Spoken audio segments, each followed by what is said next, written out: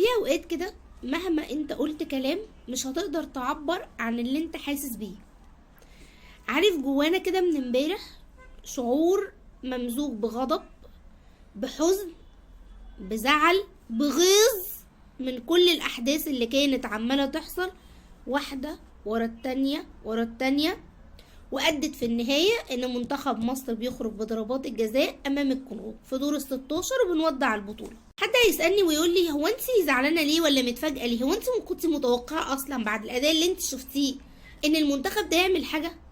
هقوله لا ما كنتش متوقعة، بس اللي هو عمالة ادي في مسكنات وعمالة ادعم واقول احنا جوه البطولة، مش وقت ان احنا نهدم، خلينا بندعم، بنتكلم عن الاخطاء، بس ده منتخب بلدنا فلازم نفضل وراه، وكده كده احنا نفضل نشجع المنتخب ده، دي حاجة ملاش علاقة ابدا، يبقى من يبقى ويرحل من يرحل، هو في الاخر ده منتخب مصر، ده مش منتخب بتاع افراد. ولكن انت جواك حالة من الغضب من المباريات اللي انت شايفها. لعبنا قدام موزمبيق مباراة وحشة، بعدين قعدنا نقول معلش اصلها اول مباراة، لسه ما خدوش على الرطوبة، درجات الحرارة، لسه احنا بس بنيجي في البطولات المجمعة، احنا من امتى يعني كنا عملنا دور مجموعات كويس، احنا دايما بس هنيجي بعد كده، اصل احنا قدام الفرق الصغيرة بياخدوا من ادائنا ومش بنعرف نأدي قدام غانا، ما اقولكيش هناكل بقى ايه النجيل. جينا قدام غانا الاداء لم يتحسن، هو روح اللاعبين بس الشوط التاني عملوا روح.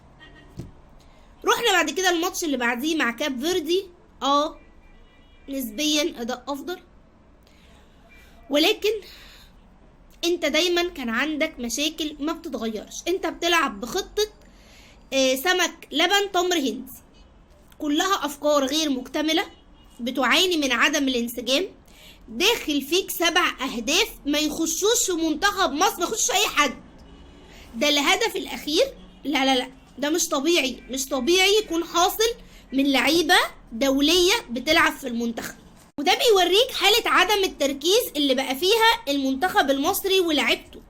انتوا بتتكلموا في ايه؟ يعني انا بس عايز اسأل سؤال، اوت حتى يا سيدي الاوت مش ليهم ده لينا، هو احنا عاملين الهليلة دي على اوت و4 رافعين ايديهم، ولو عارف لو يا سيادة الرئيس كده ما ينفعش، كلهم بيكلموا الحكم وروح للفار، هو الفار بقى في الاوت كمان ما شاء الله، ده اتطورنا قوي. ما حدش قال لكم يا شباب ان احنا ما بنروحش الفار في الاوت؟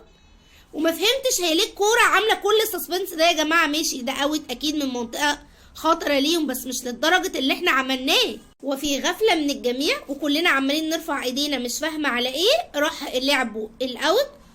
المنظر اللي انت شايفه ده حزن، والله ده منظر حزن، ما بيحصلش غير لو انت بتلاعب بقى فرقه درجه 10 فهم مش فاهمين هم بيعملوا ايه، فولا حد اصلا مركز، وطبعا هوبا جون بتغير طبعا عشان احنا ما شاء الله لازم لما نغلط نتعاقب، نستحق ماشي، بتخبط في حجازي وتغير اتجاهها وتدخل ويبقى هدف اولاني، وتلاقي نفسك مغلوب 1-0 وانت مش فاهم ايه اللي حصل. انا مش بتكلم على الهدف كأنه هدف سيء، هو طبعا هدف سيء، بس انا بوريك مدى انعدام التركيز، والدكة بره ده فيتوريا وكله عمال كان يتكلم عن الاوت لكنها ضربة جزاء. هو ده ملخص الاهداف اللي بتدخل فينا، محدش عارف هو بيعمل ايه او هو دوره ايه في الملعب. الاداء بيتحسن نسبيا، بتحس ان فيها لمحة فكرة تحسها راحت. يعني في بداية المباراة كان زيزو في جبهة مع محمد هاني، هو تقريبا ما كانش مقتنع ان هاني بيعرف يعمل عرضيات، وهو عنده حق، ففي كور كتير قوي يا باشا باصيها لهاني، هاني فتح الزاويه بيقرر هو يخش ويقطم، فبتتقطع عشان ما فيش حد اصلا يسنده، فالكره بتروح. الجبهه الثانيه فتوح، تريزيجيه وحمدي فتحي، الى حد ما كان في ملمح عارف ايه باصات، شوفوا احنا وصلنا لغايه فين، بنبص على الباصات لا، وكان في اكتر من كوره ابتدوا ان هم ينقلوها، بتلاقي تريزيجيه هو مثلا اللي داخل في العمق هو وفتوح، وحمدي بيتطرف، كل دي افكار جيده جدا. بس هو من امتى حمدي فتحي بيلعب 8 وبيلعب كطرف؟ يعني انا بشوفها وشفتها مع كولر لما لعبها حمدي فتحي كان بيخش كده في العمق تحس ان هو مهاجم، عشان هو بيلعب بالراسيات كويس، فبيستغل الحته دي في ال18 طرف. فده بيوريك هو فيتوريا كان بيبص ازاي. انا الصراحه بقى عندي سؤال مهم جدا ونفسي حد يجاوبني عليه. ماذا حدث لفيتوريا؟ فيتوريا قبل افريقيا حاجه وبعديها حاجه تانية خالص، اللي هو وديته فيتوريا فين يا لصوص؟ انا كنت حاسه ان فيتوريا بيتفرج على المباريات زيه زينا، ما عندوش تدخل في اي حاجه بيعملها، مرعوب، خايف، مش متأقلم، انا مش عارفه في ايه. افكاره كلها اهتزت بعد التعادل مع موزمبيق وبعد الهجوم الكبير اللي عليه. انا شفت له لقاء قبليها مع ابراهيم فايق، كنت حاسه ايه الثقه دي؟ عمال يقول لك انا اللي بنقي وانا اللي بختار وانا اللي بعمل، كنت حاسه بقى اوعى الشخصيه القويه. وراحت عنده افكار غير مكتمله، اللعيبه غير منسجمه مع بعض. معرفش، انا نفسي بجد يجاوبني حد يقول لي. في ناس بتقول لك اصل فيتوريا ما دربش منتخبات قبل كده. طب ما هو فيتوريا كان قبل افريقيا مقدم اداء كويس. حد يطلع يقول لي ده كان بيلعب منتخبات ضعيفه وهو عمل ايه مع يعني دول؟ هقول لك حضرتك، هي موزمبيق دي منتخب قوي؟ هي الكونغو منتخب الواو اللي هو السوبر اللي ما تقدرش تغلبه؟ ما نعقلها بقى. فيطلع يقول لك لا اصله فيتوريا بينقصه الخبرات الافريقيه. طب لما هو فيتوريا بينقصه الخبرات الافريقيه، احنا جبناه يعمل ايه؟ ما احنا عارفين من الاول ان دي هتبقى نقطه ضعف، ولا هي ما ظهرتش غير لما رحنا افريقيا. ويطلع فيتوريا في المؤتمر الصحفي يقول لك اصل احنا واجهنا سوء حظ.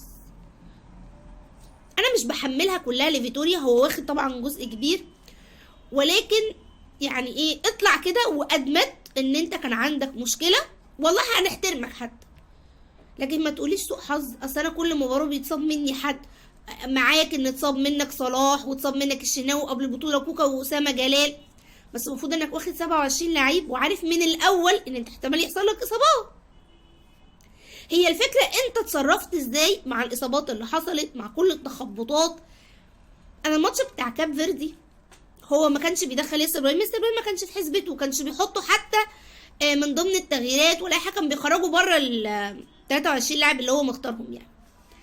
في ماتش كاب فيردي لما الموجه عليت قوي راح مدخل بقى ايه ياسر ابراهيم، قال لك احطه في التشكيله في الاحتياطي يعني. ليه؟ قال لك بقى ايه، عشان ايه، ولعب لهم مروان عطيه 6 بحيث لو اتغلبت اقول لهم اهو انا عملت اللي انتوا عاوزينه اهو، اعمل لكم ايه. فده بيبين لك كل حاجه بقى، قياسا بقى على تعامل المنتخب مع الازمات اللي كانت عماله تحصل فيه.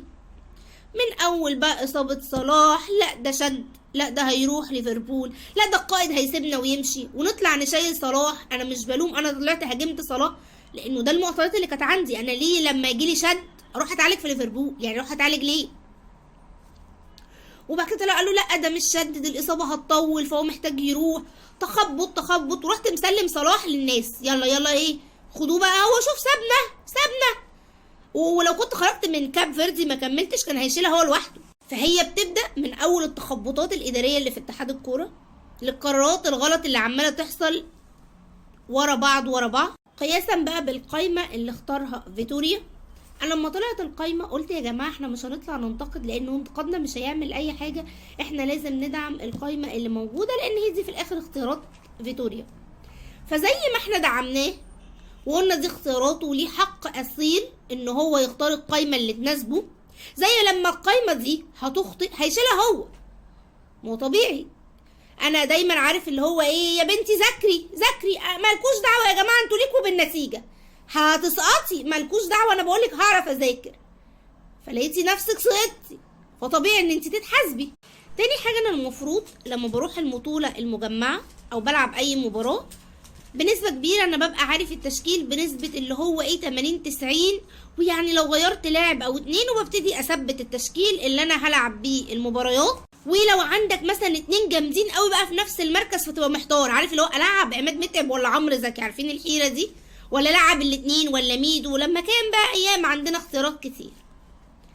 فالمفروض انك رايح عارف التشكيله اللي هتلعب بيها، وعندك مثلا حيره في مركز او 2 اللي هو مثلا تريزيجيه ولا مرموش، زيزو في النص ولا امام عاشور مثلا، دي حيرته ايا كان، ممكن كل واحد يختار الاختيار اللي بيناسبه، دي مثلا فيتوريا.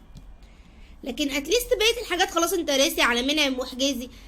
لكن انت رحت البطوله دي، انا احساسي يعني انت كنت عايز ففتوح مش جاهز، خلاص كنت خدت حد تاني. فتوح لاعب بروميسنج وهيجي منه، بس هو بسبب انه ما كانش بيلعب مع الزمالك فمبقاش جاهز، وده اللي حصل. هو فتوح لما نزل اتصاب، ماتش تاني ما قدرش يكمله، فتوح مش قادر يكمل لك 45 دقيقه على بعض. فانت وانت رايح البطوله ما كنتش عارف ومش شايف ان فتوح مش قادر؟ طب محمد صبحي يعني بلعناها، قلنا ده الايه، ده الحارس الرابع فبلعيها. طب انت لما عارف ان فتوح مش هيديلك ما حطيتش باك اب ليه؟ ما هو انت من الواضح ان انت مش راضي عن اداء محمد حمدي، او اتطرد راخر يعني. فمين بقى؟ محدش يقول يا جماعه يعني خلاص مصر الباكات الشمال كلها خلصت مش هنلعب حد؟ طيب الباك اليمين كان عندك هاني وعمر كمال عبد الواحد، كنت عمال تنوع ماتش مره ده ومره ده، ومره ابدا بده فما يعجبنيش فاقوم مغيره فالتاني يلعب الماتش التاني، بجد ده كان بيحصل، فما يعجبنيش فاقوم مغيره فانزل بت، وهكذا بقى. ولفيني يا لمونه دوخيني يا لمونه. خط النص انا مش عنديش اختلاف مع النني، بس ملعبه رقم 8 يعني. هو لما لعب 8 الماتش اللي فات، غير ان انت بعد كده خرجت مروان عطيه، كان كويس عشان ده مركزه. فلا نونوت في دماغي ومش هلعب. معرفش كان عنده مشكله ايه مع مروان عطيه، مع انه هو من الناس اللي جابوا مروان عطيه اصلا. مش هلعب بيه بقى رقم 6. الفكره كلها ان في لعيبه كانت بتقدم مستوى كويس جدا، وده بقى بجد اللي كان مخلينا عندنا توقعات كويسه للمنتخب.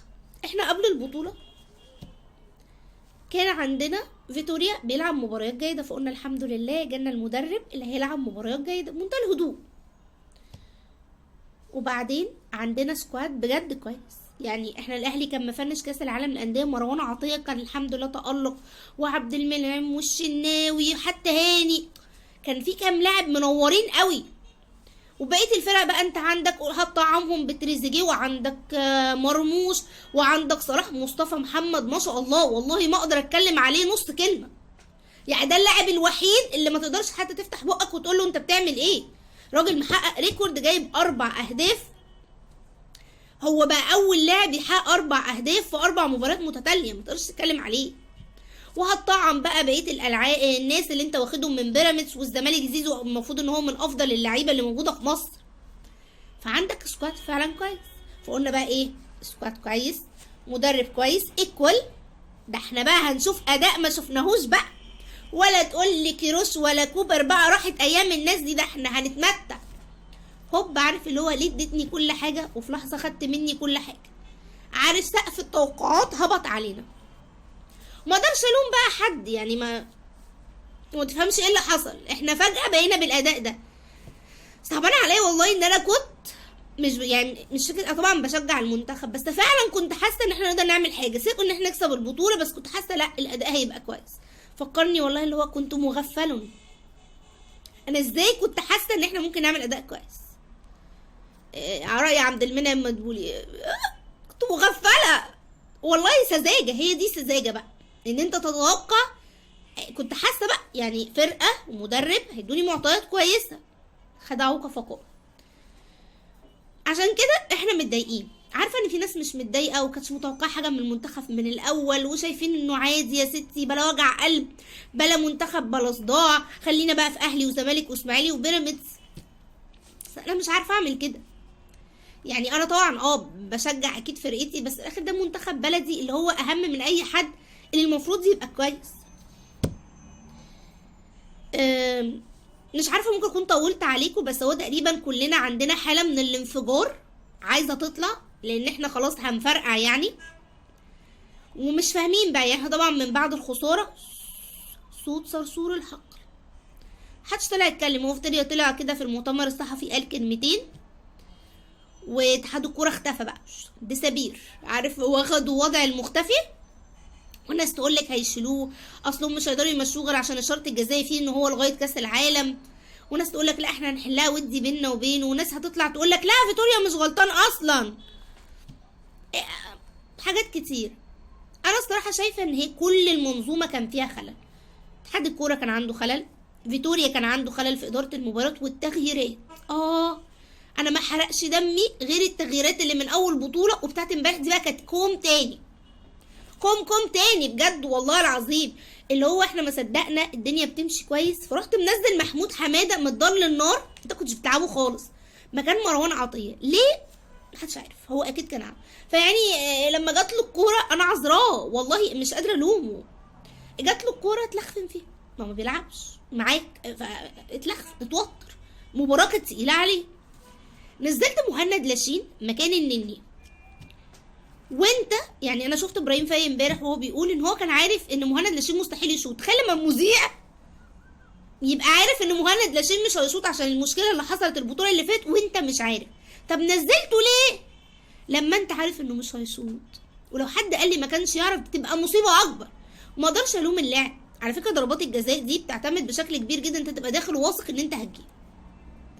ما اقدرش الوم اللاعب، حتى المدرب ساعات يقول لهم ها يا شباب ايه عايزين، فمحدش يطلع يقول انت خاين ازاي ما تشوطش. انا حاسس ان انا مش هجيبها، انا امين مع نفسي وبقول لك انا مش هعرف اجيب. لو كنا وصلنا لرقم 11 كان هيضطر يشوطها، بس يعني كانت هتضيع لان هو داخل وعارف ان هي هتضيع. كمالا بقى بان في بعض اللاعبين كانوش في مستوى، مش بطولتهم، كانوا بعيد كل البعد عن اي مستوى ليهم. وفي لاعبين زي ما قلت والله ما اقدر افتح بقي، بس يتعدوا على الصوابع، اللي هو ايه يعني 1 2 3 اللي تقدر تقول ان هم بيقيموا لك حاجات، وفي ناس ادت. انتوا شايفين بقى ايه الخطوات اللي نقدر نبني عليها؟ عشان انا تعبت والله، تعبت من بعد 2010 واحنا بنهري نفس الهريه دي كل مره يا جماعه، كل مره كل بطوله نقول هنعوض. يا جماعه المره الجايه هنعوض، انتوا بتقولوا ايه هنعوض وما بنعوضش. طب هنعوض امتى؟ يعني انا اسفه لما الناس كانت بتتكلم على الاهلي او على الاقل كان بيخسر سيزون كنا بنهيج على الناس، لكن ده احنا عمالين من 2010، احنا بقالنا يعني 14 سنه يا جماعه بجد نفس الاداء. لا وما كانش عاجبنا كروش ولا كولر، وده الناس طبعا طالعه بتشيد بيهم. فانا ما اعرفش بصراحه احنا هنفضل لحد امتى في المهزله اللي احنا فيها دي. ممكن لما نهدى اكتر نبتدي بقى نتكلم هيعملوا ايه ونشوف بقى التخبطات. انا حزينه والله، حزينه ان افريقيا احنا مش موجودين فيها، وبكمل البطوله عارف اللي هو ايه، بنتفرج على بقيه المنتخبات وكده. عندي حاله من الحزن ان منتخب بلدي مش موجود.